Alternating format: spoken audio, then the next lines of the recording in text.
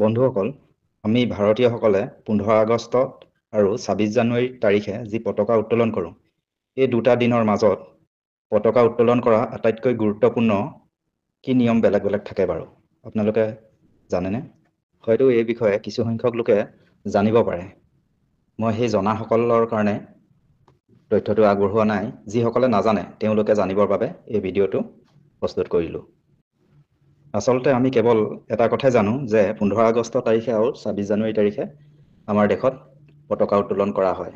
কিন্তু আমি এইটো ইমান গুৰুত্ব নিদিওঁ যে এই দুটা দিনৰ মাজত পতাকা উত্তোলন কৰা কিছুমান নিয়ম বেলেগ বেলেগ থাকে। চ' আজি এই ভিডিঅ'টোৰ জৰিয়তে এই নিয়মকেইটা জানো আহোঁচোন। বন্ধুসকল, 15 আগষ্ট তাৰিখে যিখন পতাকা উত্তোলন কৰা হয়, এই পতাকাখন ৰছীৰ সহায়ত পতাকাখন তলৰ পৰা ওপৰলৈ লৈ যোৱা হয় আৰু তাৰ পাছত জাতীয় পতাকাখনত লাগি থকা ৰছীডাল টানি দিয়া হয়। এনেদৰে 15 আগষ্ট তাৰিখে ভাৰতৰ পতাকা উত্তোলন কৰা হয়। ইংৰাজীত ইয়াক ফ্লেগ হোষ্টিং বুলি কোৱা হয়। কিন্তু 26 জানুৱাৰী তাৰিখে পতাকাখন প্ৰথমৰে পৰা ওপৰতে থাকে। এই দিনটোত পতাকাখন তলৰ পৰা ওপৰলৈ নিনিয়ে আৰু উত্তোলন কৰাৰ সময়ত কেৱল ৰছীডালহে টানি দিয়া হয়।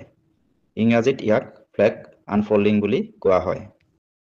আজি এই বিশেষ পবিত্ৰ দিনটোত আপোনালোক সকলোলৈ মোৰ তৰফৰ পৰা গণৰাজ্য দিৱসৰ উপলক্ষে অলেখ শুভেচ্ছা আৰু শুভকামনা যাচিলোঁ।